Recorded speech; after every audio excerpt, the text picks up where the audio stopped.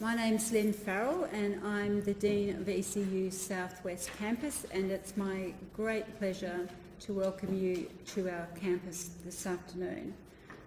I'd like to begin, as we always do, by acknowledging the traditional owners of the land on which we meet today, the Wadandi people, and to pay my respects to their elders past and present. So now I'm going to hand over to Julie Boston, who's going to tell you a bit about the Twilight series. Thank you, Lynn. Thank you so much for joining us this afternoon. Today marks a special day for us in the School of Education. We're in our 5th year now of the Twilight Seminar Series.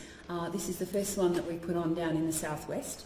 And what these really are about is about sharing our learnings from the research that we do here at ECU. So David's one of our thought leaders, and it's about sharing ideas with you so that you can take them back into the classroom and do that wonderful creative stuff that you do as educators, and create success and positive outcomes for the pupils, for the students that you actually work with. We put them on in the metropolitan region about 4 times a year. Something new that we started this year is that we've actually started filming them. And then what we're doing is we put them up on the ECU YouTube channel. So this will be available in a few weeks' time. So if you have colleagues that you want to share the messages with, just look for this video on the ECU YouTube channel. We'll be sending this link back to the Southwest, and we'll share this link with you via the ECU PRAC newsletter. We've actually we've made 3 videos this year. We did try and make 4, but my video camera broke, hence why we've actually got the professionals in. So a couple of videos that you may be interested in. One of them was about assessment for learning, a really important topic. Another important topic, of course, is resilience in the modern world. So I'm going to hand back to now Lynn, who will introduce the delightful Dr. David Rhodes. I'm very pleased to give this introduction for our own Dr. David Rhodes, who is a senior lecturer in education here at ECU Southwest, and I've had the pleasure of working with David for 5 years now. David's research has focused on social justice issues, inclusion, combating discrimination in all of its forms, and the celebration of diversity. David has researched and written widely about equity-related educational and social justice issues. And I believe we're very fortunate to have people of David's calibre and experience to help us understand these important issues. And I also know that David is an active advocate and champion for building truly inclusive schools and communities. So please welcome Dr. David Rhodes.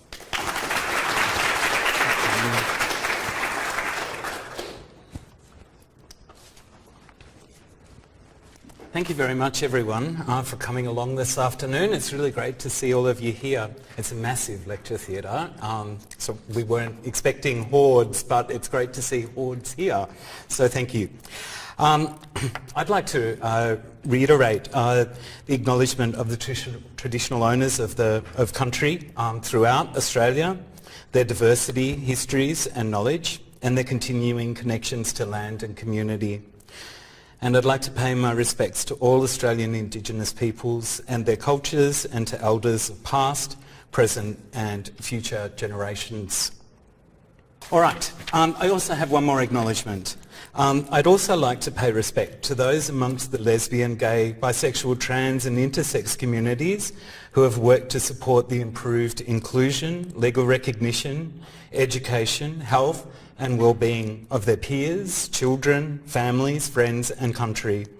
I honour the elders in the diverse communities of which we are a part, and celebrate the extraordinary diversity of people's bodies, genders, sexualities and relationships that they represent.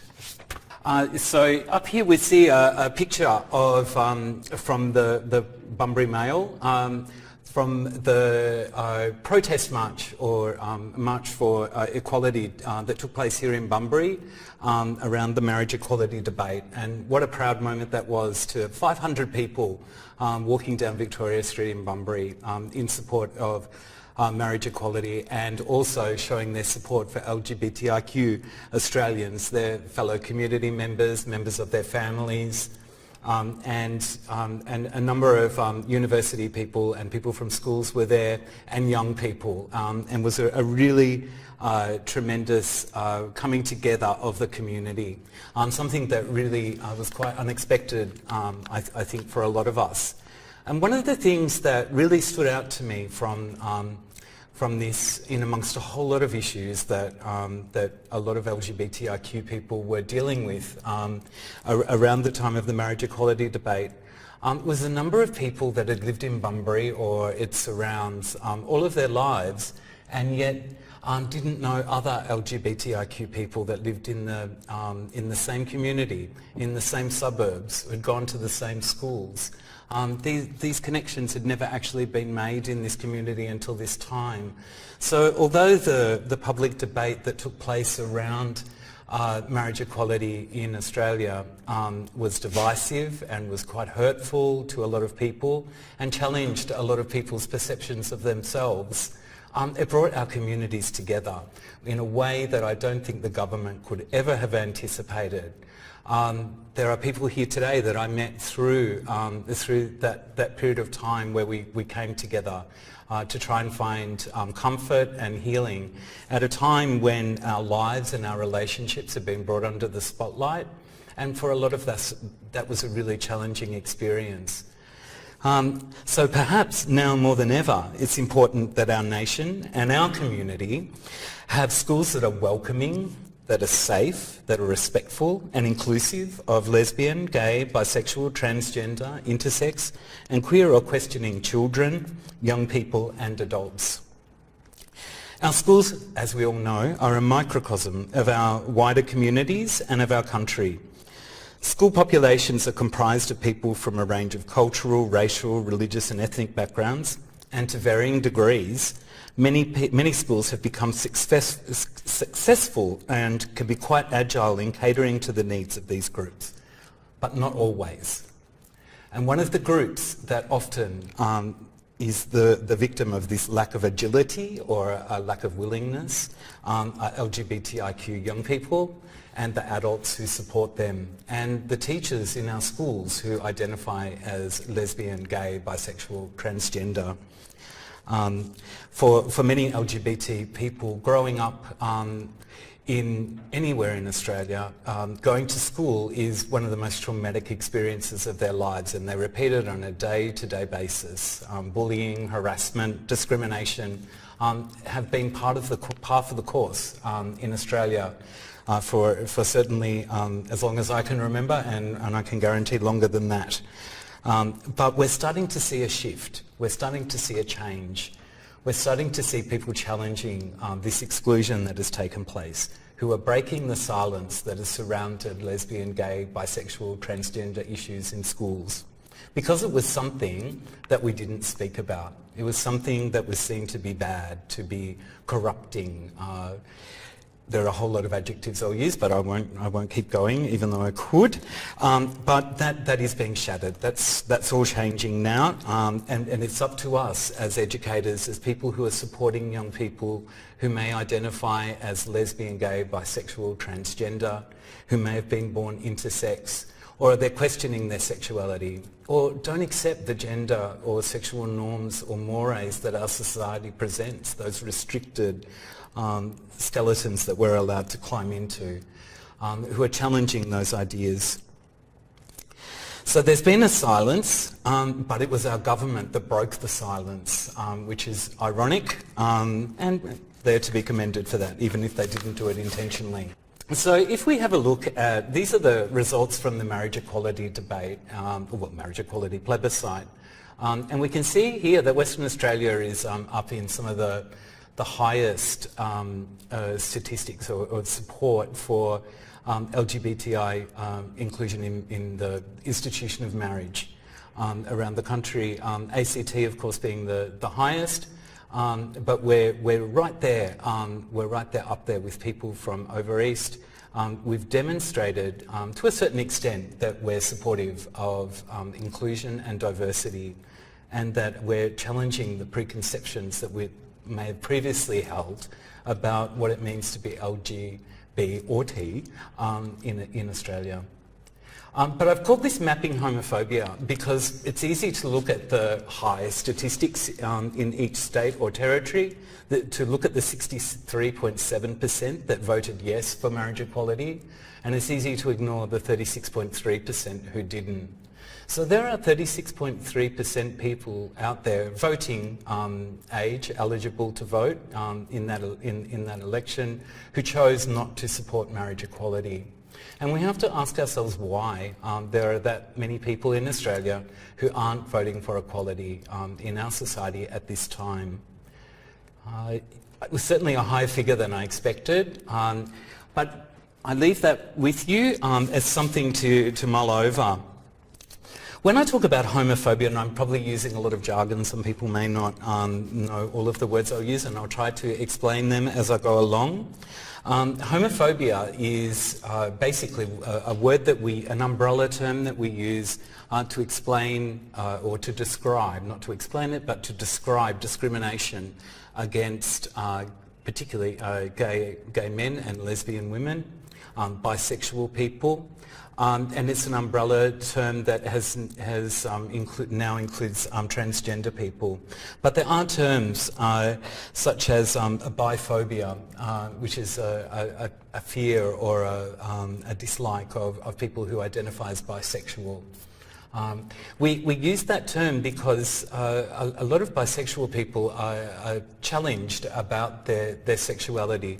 Why can't you be heterosexual? Or if you have to be different, why can't you be gay? There's this polar binary that quite often exists, even within queer communities, where people who identify as bisexual are challenged about their sexualities. Or transphobia, a fear of people who identify with a gender outside of the body that they were born with. But for the purposes of this presentation, and to try and be a little bit more brief than what I've got here to deliver to you, I'll use the umbrella term of homophobia, and I do ask, or do beg forgiveness if you are offended by that. Homophobia can take the form of discrimination, harassment, bullying, exclusion, and victimisation. And these are experiences that too many lesbian, gay, bisexual, transgender, intersex people experience in Australia, even today.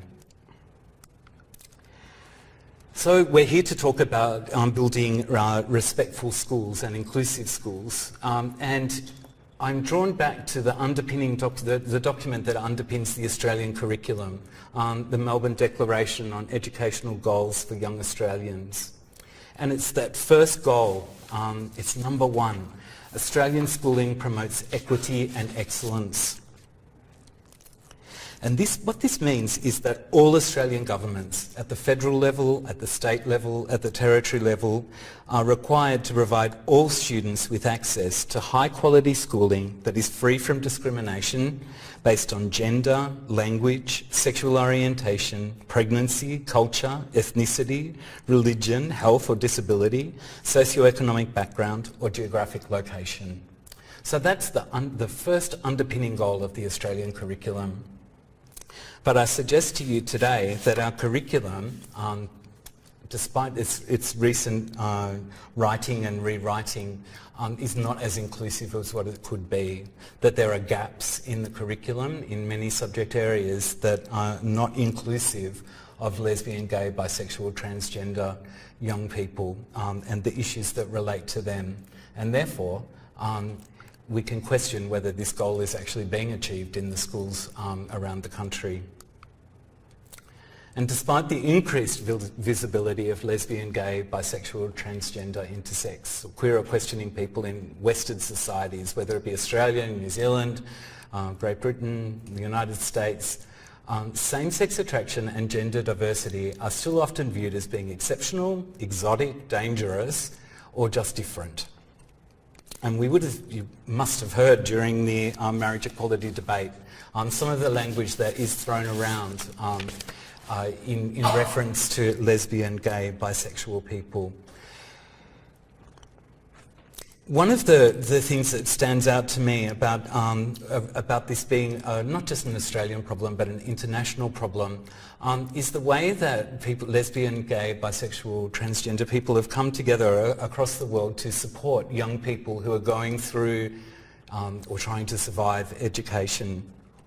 In America, there is an organisation that's been set up a number of years ago, around the beginning of the century actually, around 2000, called It Gets Better. And at first I thought, what a great initiative this is, and it fills a gap. But the messages that come through, and what this is, I'll play a little clip for you that gives you an overview of what It Gets Better is. But for one of the big messages that comes through time and time again that people post up on this website where they record their videos is it gets better. And the underlying message is all you need to do is get through high school, survive your formal education, and then things will get better. That's what disturbs me, because what we're saying is that we accept the current situation, that nothing's going to change, that young lesbian, gay, bisexual, transgender students just need to hang in there and survive until school's over, and then it'll get better. We want it to get better while they're at school. It doesn't have to not... There's just no reason why we need to wait till school's over. We have it in our power to change that. It's not that hard. We've made these cultural shifts around race, around gender, or to a certain extent gender, which is a contested space, around disability. We're still making progress in those areas, but we're making much more progress than what we are. So I'll just play this little clip. It's just an intro to the It Gets Better project. So a little overview of the It Gets Better project. As I say, we need to do better, I think, so that we don't need these sort of projects to keep us to keep young people alive, really. So we're at a crossroads.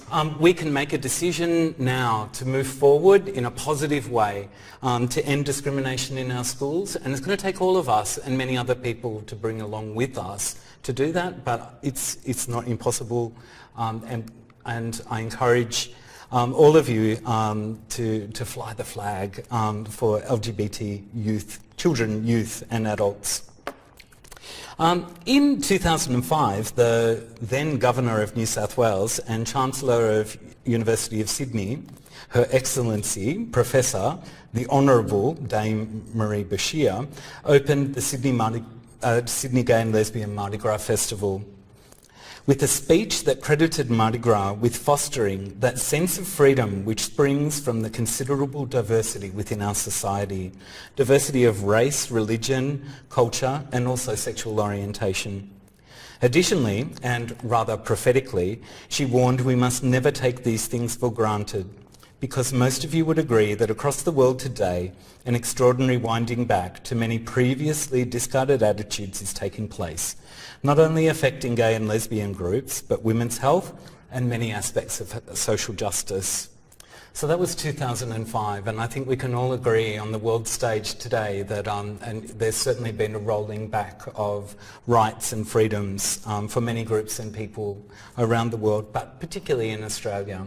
If we think about offshore detention, about the postal plebiscite that was out there forcing a vote on the public about the relationships of other citizens rather than our government doing what it's paid to do, which is govern and make laws and make decisions. One of the first times that we've ever seen something like that.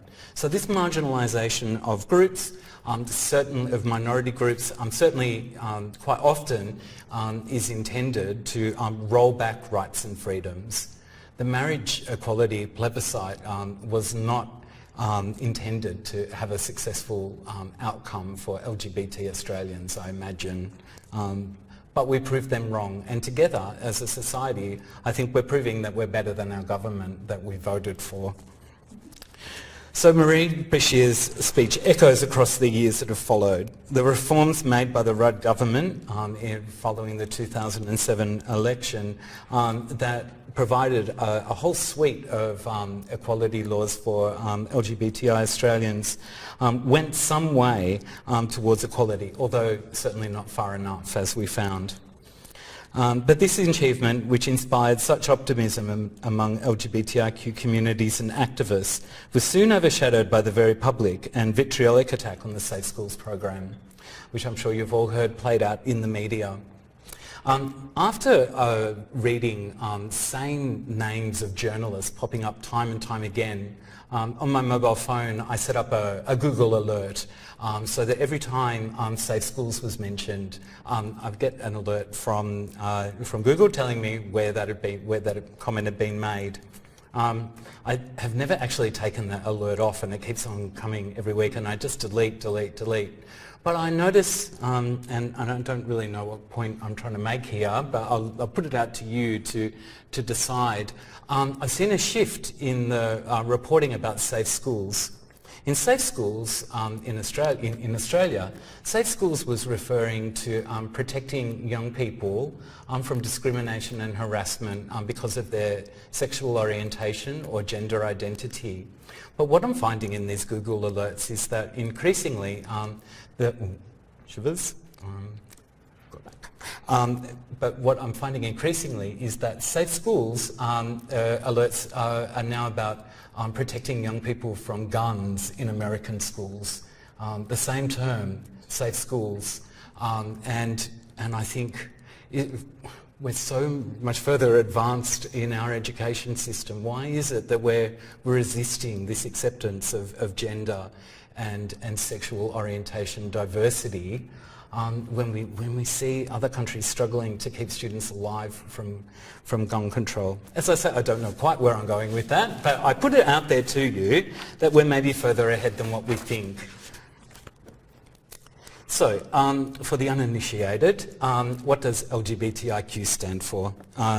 It's an acronym that has been adopted by the queer community, or queer communities, if you like, around the world, to describe the various groups or individuals that come together under this umbrella term. So lesbian, gay, bisexual, transgender, intersex, queer, questioning. There's a whole lot of other letters on there. A lot of people question the alphabet soup that we have there of all these different letters and how necessary is it to include all of them. I say it's absolutely necessary because we're talking about diversity, and if we're talking about diversity, then we want to be inclusive. We don't want to cast people out. Having said that, I've reduced the acronym for today, so again, apologies if that is offensive to you. I talked earlier briefly about the silence that has surrounded gender diversity and sexual diversity in schools. And up until the beginning of the 21st century, it was certainly something that wasn't really spoken about. But increasingly, through the challenge to the Safe Schools program that came out of Victoria, we've had a really public discussion about sex, sexuality, gender diversity and young people in schools. And that silence has been shattered, but we now need to lead that conversation. We don't want conservative politicians or conservative journalists in the Australian or the Daily Telegraph or other newspapers or media portals like that leading this conversation any longer. It's time that we as educators took control of this. So the promise of today really was that I was going to give you some strategies to take away to schools to think about how we can best support LGBTIQ young people in our schools. And I just pulled up, not in any particular order, but what I see as being some and not all. By any means, it's not an exhaustive list, but as you can see, I ran out of space, so that was where I had to stop because I didn't want to go into another slide. So I'll just run through these, and then I'll come back and address these in a little bit more detail of each of these issues. So exemptions to anti-discrimination legislation in schools and religious exemptions and how they impact on lesbian, gay, bisexual, transgender students and staff in schools. A lot of people weren't even aware that there was any legislation that protected religious organisations from discriminating against LGBT people, but there is, and there has been. Ever since anti-discrimination legislation passed Parliament in the 1960s, that exemption has been there. There's a whole other group of people that can be discriminated against legally as well, but LGBT people are there at the centre, teachers and students. And you may or may not have heard about this in the media recently. Toxic masculinity, violence against women. These are significant issues for LGBTIQ Australians. Gay conversion therapy. I can't even believe that I'm standing here talking about this. I didn't even realise it was a thing until not so long ago when I was reading about it in the gay press, and I thought, oh yeah, well, it's maybe a little bit left centre. But then as I delved into this more, because it just seems so absurd, but it's still happening, it's still there, and it's a significant issue that affects a lot of people in our country. Cyber safety, because we don't have a truly inclusive curriculum in our country, in our state, then young people are going out looking for information about their gender or sexual identity in places that we may not necessarily expect and may not necessarily be safe. These include porn sites, using dating apps that are particularly targeted at same-sex attracted people or transgender people. This is where young people are getting their information about what it means to be gay, lesbian, bisexual or transgender. These are the dark places we're sending them to because we think it's too controversial to talk about these issues in our schools. And we're putting these young people's lives at risk. We have a lack of cohesive and inclusive sex education in schools. We've had the vilification of the Safe Schools Coalition, which now has put a lot of teachers on tenterhooks about actually talking about these issues at all in school because of the backlash that has existed in the media and that has vilified any sort of discussion about gender diversity. We even heard from our current iteration of a Prime Minister, Scott Morrison. I'll say his name because it may change in the near future, who knows. But he came out publicly saying that he sent his daughters to a Baptist, he did mention the denomination, a Baptist school, so that they could avoid having to be confronted with safe schools material or issues around gender diversity, and he referred to those of us who advocate for LGBTIQ inclusion in schools as gender whisperers.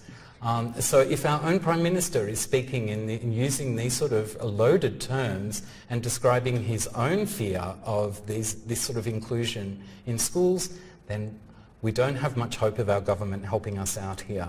But he is known to flip-flop on ideas, and so that may change next week, we never know. Coming out is a big issue for young people.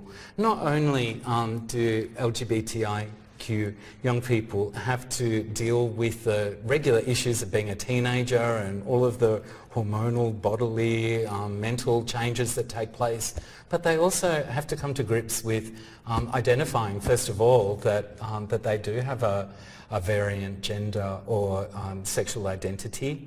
And then after they come to terms with it themselves, they need to let other people know that. They're compelled to tell other people because we're all presumed to be heterosexual until proven otherwise. We're all presumed to be the gender that we're born into until proven otherwise. There's not that much scope there, so we have to come out and tell people. But it's not just something that happens once. And that was my sort of expectation as a teenager. Oh, okay, I've come out now, I've told someone, that's it. And then I realised this is actually going to be a lifelong job, David. You're going to have to tell people every time you meet someone, every time you go to a new doctor, every time you go to a different pharmacist, you have to make the decision, am I going to tell this person that I'm LGBTI or Q? Why, you may ask, do you feel compelled to tell people about this? because it could impact on healthcare. If you're going for a bank loan, you have to explain your relationship status. You need to come out to the bank manager or the mortgage broker. You can't get around it. You've got to tell these people. How they're going to react? Well, that you have to leave that up to them. And anyone who identifies as LGBTI or Q in this room would probably have had this experience as well. We have to come out to our parents. Mum, I'm gay, I like boys. Mum, that's the conversation that I dreaded the most. Having to talk about any aspect of my sex life with my mother was the worst thing. My sister and my brothers never had to do that, but that lot fell to me. And it falls to a lot of us. But there's other people we have to tell too. Sometimes we have to tell our spouse that we have to come out to our spouse. We have to come out to our children. We have to come out to our siblings, to any number of people. Our sex lives and our relationships are then scrutinised, whether we like it or not. And if we don't come out, what's the alternative? That's the alternative, is not coming out, and that means not being authentic to yourself. And for a young person, identity is forming, and that is the really big challenge. I want to tell everyone, but it's scary. And how do we support them at school? Well, we normally send them to the psychologist or a psychiatrist, or send them to a doctor because they might be able to give them some medication, or we send them off for gay conversion therapy. These are the options that many young people are faced with, and I think it's imperative that schools address these issues. We also, and this is a takeaway for me really, and for the other members of staff here who are involved in the School of Education's teaching program, we need to provide inclusive pre-service teacher education, because I'm quite often doubtful that our graduates are actually ready for handling LGBTIQ issues when they get out into schools. Unless they have taken on board some reading of their own, there's very, very little in our teacher education course that addresses these issues. And I tried a little experiment last semester, semester one this year, and included some LGBTI material in one of my units. In my UTEIs, for the uninitiated, that's the feedback you get from students, one of the comments was there was too much. We did an hour of LGBTI issues in an 8-week unit, 4 hours a week for 8 weeks. You do the maths. And the student complained that there was too much stuff about LGBTIQ issues for a primary school teacher to need to know about.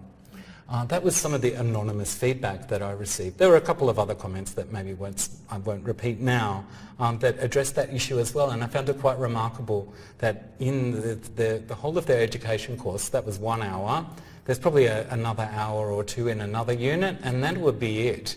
But that teacher feels that that 1 hour was too much for her because she's working in a primary school. She doesn't need to know. I say she, but I shouldn't, because it could have been he. We also need to ensure that we have LGBTIQ inclusive curricula in our schools, and that we're challenging homophobia, biphobia and transphobia, heterosexism and casual homophobia. Those comments that people make that are homophobic that they don't even realise are homophobic. Those comments about any number of aspects about our identities that are made often in fun or ignorance, but certainly can be just as hurtful as others. So they're the key issues. So what does the research say? There's just a couple of figures that or a couple of statistics I'd like to point you to. These aren't definitive statistics by any stretch of the imagination. I've drawn on a whole range of research in this area, but one thing that I find is that the studies normally have different starting ages. So sometimes they'll be 14, sometimes 16, which I think relates to the universities that have been conducting the research and ethics applications and of working with children underage and having to get parental permissions and things like that. But there are a number of surveys that are done through schools, and so the figures are fluid. they're not fixed, and they change depending on the cohort. But there's a few things I'd like to point out. Up to 11 in 100 Australians may have a diverse sexual orientation, sex or gender identity. But that doesn't mean that they identify as being gay, lesbian, bisexual, transgender.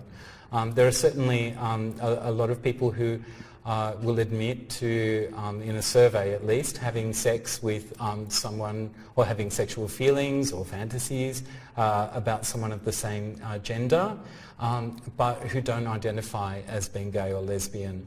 They may actually, if we use the instance of a man who has sex with men who doesn't identify as gay, he may or may not be married, he may or may not have children, but he doesn't identify as a gay man even though he has sex with men, and he may have sex with men regularly. But that doesn't mean that that's part of his identity to him. And so we need to be cautious about these figures. And the research suggests that there's around about 2 to 4% of the population who at any time will be identifying as, who will identify as being gay, lesbian, bisexual, transgender. The key thing, I think, for all of us is this statistic here. 80% of homophobic bullying for young people occurs at school. Now, obviously, young people are spending a whole lot of time there, so we would expect the figure to be reasonably high. But 80% of the homophobic bullying or the transphobic bullying or the biphobic bullying or the harassment or the discrimination or the physical abuse or the sexual abuse takes place in our schools, in our country, in our community. And the results are significant. If we look at the statistics down here in the corner, and again, depending on the cohort, I mean, this research has been replicated all around Australia, internationally in Britain, in the United States, in Canada, and the figures come back pretty much spot on with what we're seeing here. The research that I have here comes from the Face the Facts report that was put together by the Australian Human Rights Commission, and we see that 6 out of 10 lesbian, gay, bisexual, transgender, intersex people experience verbal homophobic abuse. That's just people saying shit to them that isn't nice and that is denigrating them. And 2 out of 10 experience physical homophobic violence. Now, depending on the questions that are asked, it's normally within the last year or the last 2 years have you experienced physical violence on at least one occasion, or have you witnessed someone else experience it. So that's 2 out of 10 kids in our schools are getting bashed because they're gay or transgender or lesbian or bisexual. And 1 in 10 experience other types of homophobia. We can take other types of homophobia to mean things like exclusion or avoidance, or those sort of things where you're not picked to go on the sports team because you're gay, or no one will talk to you on camp because you're a lesbian, or something like that. Those sort of exclusions. And really disturbingly, if we think about how horrific that is, then we need to times that by 10 for transgender youth. And we have transgender youth in our region. They're in our schools. They're here in the southwest. It's not like they're somewhere else. They are here too. They are in our primary schools and they're in our high schools. There's a number of them who are openly transitioning or on hormone blockers in our primary schools in this area. So this is something that we need to be aware of. And those young people are likely to experience transphobic violence at about 10 times higher the rate of what a lesbian, gay or bisexual child is going to experience in school. And that is just appalling. We really need to do something about that. The results of this violence and the harassment and discrimination manifest in a number of different ways for different people. But what the research again consistently finds is that lesbian, gay, bisexual and particularly transgender youth are more likely to be homeless. So at any given time, living on the street, you'll find about between 1/4 and 1/2 of homeless youth are there because of their sexual orientation or gender identity. So for whatever reason, where they live isn't safe and they've had to leave. Now, this in itself is disturbing because we're talking about young people, some still in primary school, some just made it into high school, that, you know, the ages vary, but the experience is pretty much the same. These young people will usually gravitate towards cities, towards the inner city, and when you're living on the street as a young person, the options are really, really limited.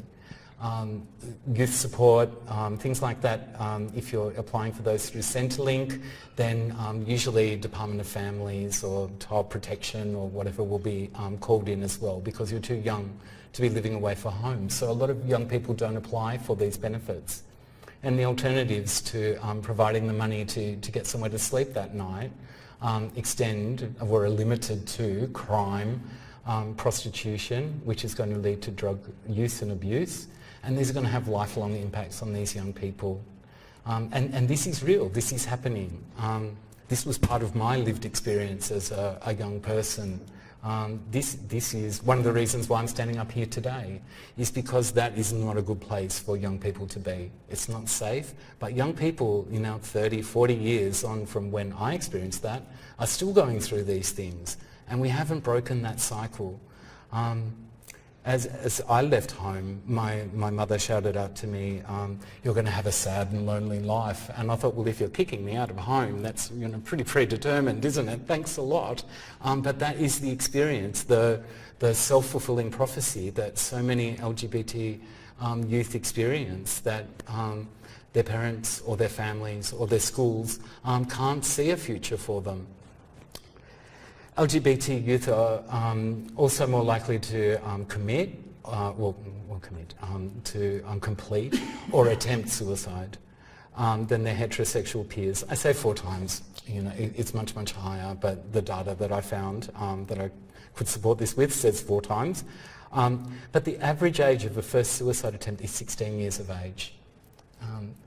That's how hopeless these people are feeling, a lot of these people are feeling. And it's often before they even come out to anyone else to say that they have a variant identity. So, what do we do? I know we're almost out of time, and there's a whole lot of slides here that I'm not going to use, but they were there as fillers. But there is a couple of points that I want you to think about. And this is around sexual activity, and it's something that people don't like talking about, young people having sex, because it's just not right. You know, we need to let them have their childhood. But what we find is that out of the 100% of students who were interviewed for this research conducted by La Trobe University, only 28% of young people surveyed had never had sex. This was young people from the age of 24 to 21. So somewhere between 24 and 21, 72% of the young people had had sex. Young LGBT people were sexually active earlier than their heterosexual peers, and the age of first sexual activity, which in this study was defined as penetration, either anal or vaginal, was between 12 and 14 years of age. If we're waiting until high school and possibly year 10 to start talking about sex education, the horse has bolted already, I'm afraid. And then what we find is that 10% of these, and remembering that these are young people who identify as LGBT, 10% of the 15 to 18-year-old women had been pregnant, which is twice the rate of their heterosexual peers.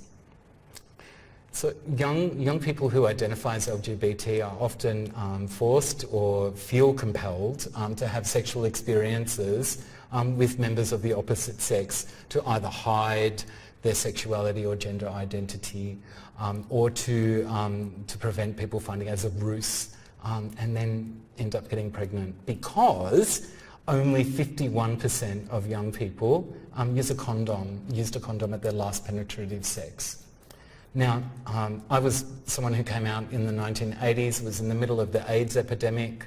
I saw a lot of people die at that time. My best friend was 14 when he contracted HIV, and he's not here today. And it disturbs me that here we are at a very distant point in the future from that time, and yet young people are still putting themselves at risk. HIV will not kill you. AIDS now can be prevented from, or at least slowed down from killing you. And there are drugs like PrEP, which is something that you can take sort of like a morning after pill, but for HIV, to prevent you from getting HIV. But it doesn't stop HIV infection. It doesn't, there are people who do contract, sorry, it doesn't stop the other sexually transmitted infections. And so the rates of sexually transmitted infection amongst this young cohort is increasing. And young people are still getting HIV. And it's because they're not practicing safe sex. And coming out, we've talked about, there's certainly been an absence in the curriculum of any sort of topics around sexual orientation. I'd like to encouraging you to go away and talk about LGBT issues in schools. I just want to quickly play this little clip for you about the controversy that surrounds LGBTIQ inclusion. So the homosexual agenda, again, it is there. It's about equality. That's what the homosexual agenda is, but some people find that difficult to fathom. Conscious of the time, and I just want to very quickly talk about the anti-discrimination exemptions from the Ruddock report, which is still yet to be released, federal government. Has everyone heard about this report? So basically what is in existence in Australia is that religious organisations, including schools, are able to discriminate against people who may identify as gender or sexually diverse, including students and staff. And it's currently in the media. It only affects religious schools, obviously, and most religious schools do not employ this legislation. And that's fine, but the legislation's still there, and it's discriminatory. It's an exemption to anti-discrimination legislation.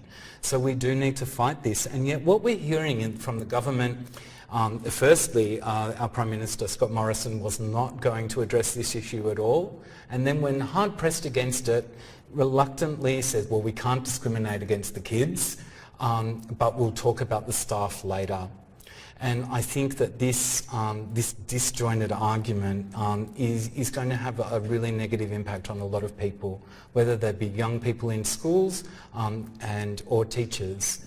It's something that has been there for a long time, and certainly those of us who are LGBTIQ educators were well aware of this legislation, but it's only really sort of being discussed in public now.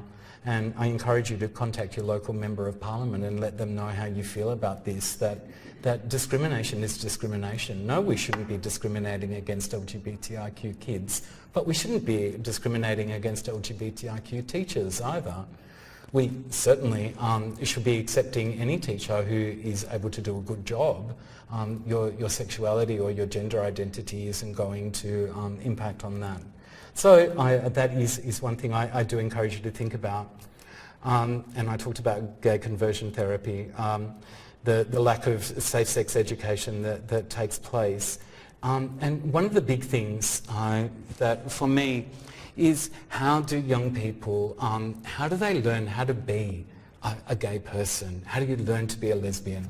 How do you learn to be a bisexual or a transgender person? And when I say learn how to be, it's not about recruitment and going to training, but it's about what models do we use? Where do we find our role models for what a healthy gay relationship looks like? How do we find the models for for what it looks like to have a fully functioning, rewarding and enriching life as a transgender woman or man. Where are the role models? They're usually on television or in a book. Increasingly they're in film, but they haven't always been there. But where do we find that? How do we learn how to have healthy relationships as LGBTIQ individuals? There are very few places to go to find that out, and usually school's not one of them. It's through experimentation and going to those dark places that I was talking about. And there's the Grindr app, which is a dark place. I went there the other day, I'll confess, please no one tell my partner, to have a look about what actually, I thought it was like Facebook, and I thought, well, I really can't get up here at this, presentation and talk about something when I don't actually know what it is. And I was on there for about less than 2 minutes when someone sent me a picture of their penis. So that is not the sort of place where we want young people going. But I've been reading research about this, and young people are lying about their age. All they have to do is say, I'm over 18, and then they can get this app. And then they can be hooking up with older men, and transgender individuals are also putting profiles on this app. So these are, we don't want young people going to these places. I was well, a little bit disturbed actually when I saw what popped up in my inbox, and it went. This is being recorded, isn't it? So he will know. Anyway. And finally, and this is really the onus is on us here at ECU, and we should be leading the way in this, is about inclusive pre-service teacher education. What are we doing about preparing teachers to work with LGBTIQ young people in the region? We need to prepare teachers to directly address LGBTIQ issues. They need to actually know what the issues are, because a lot of people don't know what they are. They need to understand the impact that these issues have. And a lot of teachers just aren't prepared for these issues because it's outside of their realm of experience. We also need to prepare teachers to create inclusive classrooms, inclusive of sexual, gender and diversity, and providing healthy relationships education, supporting students through the coming out process or the transitioning process. That's what we need to be doing here at the university, preparing teachers that are equipped, fully equipped to go out there and be able to help these young people. Not help them in the sense of that they're alone and isolated necessarily, but to help provide that sort of scaffolding for a positive and rewarding life that we provide to heterosexual students. We model for them. Why can't we be modelling for LGBTI young people?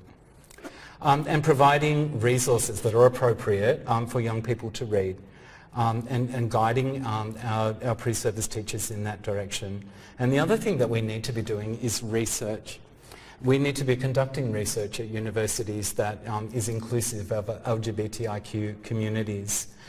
When I first came to conduct research at the University of Sydney, a couple of my lecturers came to me and said, look, David, you don't want to be the gay academic, because that's what you'll be if you go down this path. It's going to ruin your career if you research LGBTI issues. You don't want to be publishing in that area. I was working at a school in Sydney at the heart of the Sydney Anglican Archdiocese, one of the most homophobic places in Australia, I might add. And I still did it, and no one said anything. And here I am today. You people have even come along to listen to me. So the gay academic, it's actually paid off. But there was this fear about me doing this research. And if anyone else is involved in research in this space, I'd be interested to hear if people have had a similar experience. Certainly things have changed. That was a century ago. So we need an LGBTIQ inclusive curricula in schools, and that needs to be across the curriculum regardless of the subject area. And we need to provide LGBT examples and case studies. And we need to acknowledge, so importantly, LGBT days of action. So ECU, we have a Pride Room. We have, we acknowledge and participate in Ida Hobbit Day, which is the International Day against homophobic oppression, biphobia and transphobia. And so Wear It Purple Day is another day that we acknowledge and participate in.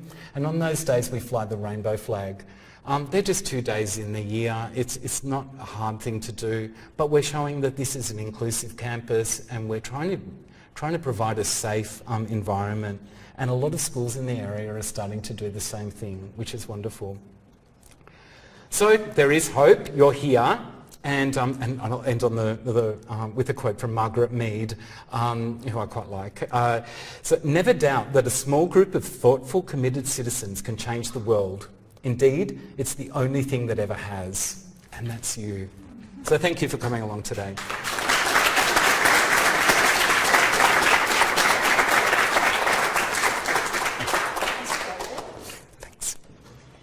Hi everybody, my name is Mindy Blaze and I'm a Professor of Education at ECU. And on behalf of the School of Education, we'd like to thank David for this fantastic talk. I think that you can all agree with me that definitely we need to do better. And so we have a lot that we need to be doing. And also, on behalf of the School of Education, I'd like to thank all of the students that have come tonight, all of the other staff members who are ECU staff members, and our community partners, because we really cannot do education without you. So thank you.